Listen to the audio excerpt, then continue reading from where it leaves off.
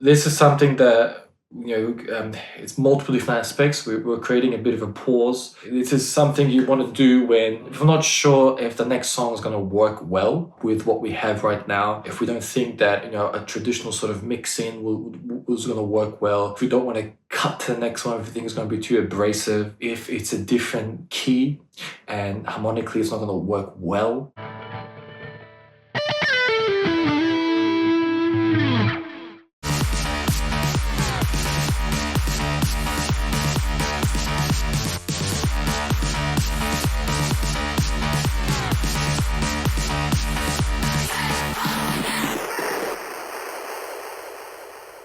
The original effect that I wanted to create, we did that here. So we added in the delay and we added in the crush and we're able to extend it out a little bit.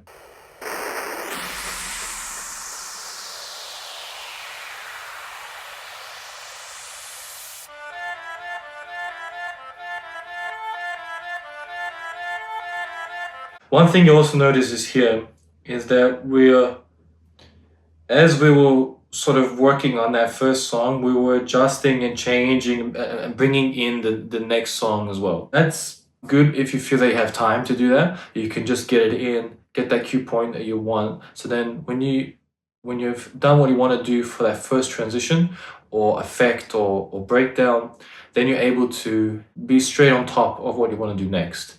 I don't have to wait for the song to come in. And that's not to say you have to use that cue point.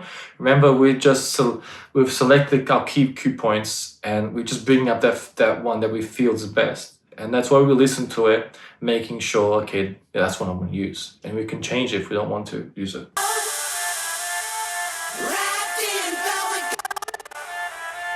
So now there's not much happening. There's a repetitive melody happening in the background and the vocal. We can have some fun with that. There's space to just be creative and just try things out.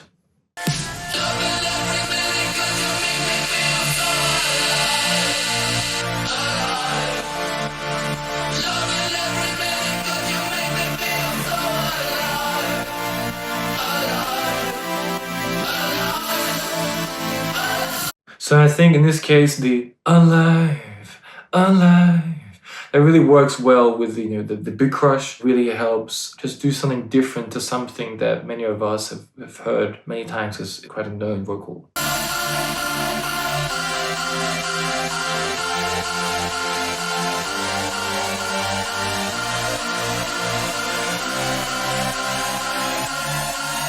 Boy, it's getting hot in here. How would you approach something like this? What are we doing? Okay, so we are able to keep the effects for the pad effects. We're able to keep the amount that we want. We're able to keep that functionality on. And it's not activated until we touch the pad effects. Okay?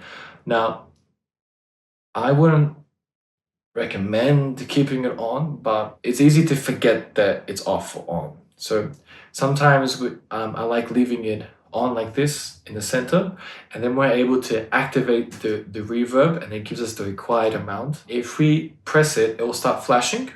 Okay, when we're adjusting the sensitivity, the amount we want of the actual effect. Okay, we're able to press it and it'll still start flashing for us. Okay, that means that we can use it more freely. Okay, but in this case, we have the desired amount that we want, and we're able to increase that reverb quite a lot, and it's quite intense. Sometimes I'll just crank it all the way up, and then we can really have a really strong burst of the reverb to create the transition that I want. This is something that it's multiple different aspects. We're creating a bit of a pause. This is something you want to do when if we're not sure if the next song is going to work well with what we have right now. If we don't think that a traditional sort of mix in was going to work well. If we don't want to cut to the next one, if we think it's going to be too abrasive. If it's a different key and harmonically it's not going to work well. These are just some examples of why you sort of want to do more of this kind of transition. What we're doing is we're activating a really strong reverb, just cutting it very fast. We're cutting the channel fader off. That basically creates the tail for us, and the reverb will follow through. Okay, so instead of it building rhythm, we cut it, it releases, and then we let it fade in. So let's have a look. So we allow it naturally build. Okay, that's why I find it's best for this, because it's quite an intense effect what we're about to do. You want to give a bit of breathing room.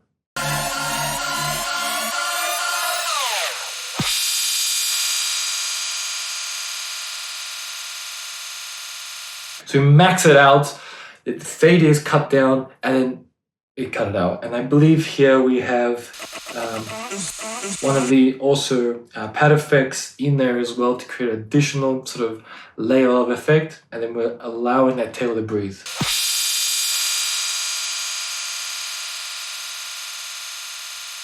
And see how we're able to activate the repetitiveness of it, so it goes into a loop for us. Sometimes this is possible, sometimes it's not. I'm not exactly sure the exact engineering behind why it's in this works, sometimes it doesn't, but maybe it's dependent on the amount of input you give it, and then you can create that cycle. Sometimes it'll just fade out.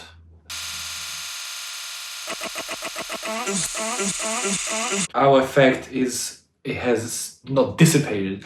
So we've created that tail, but then it's gone in the cycle. So like we've mentioned, if we go back to this sine wave image that we've talked about, okay? What's happening is that we've sort of increased, and then we've decreased, and we've allowed it to finish. However, what's happened is it's gone back into the cycle. So it's gone down past neutral, gone negative, and it's coming back up, and it's not staying at neutral.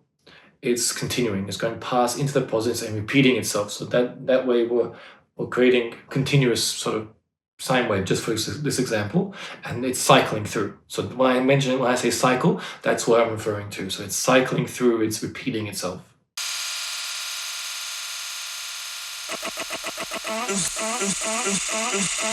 And now we're adding in the shimmer effect here from the pad that intensifies the effect even more. And the great thing is we have it on one, now we have it on the other, so it's really intense.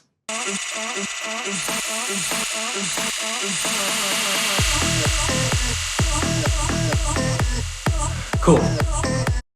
Now I think what I did here was I had it pretty intense for the pad effect already on, and then coupled with this, it allowed it to keep continuously cycle through. And then we activated the cue point that we've selected, which is this sort of vocal line, increase the effects, allowing it to sort of build, we're sort of cutting it, and then we allow it to breathe in, we cut all the effects, it creates that tail, and we're into the next song.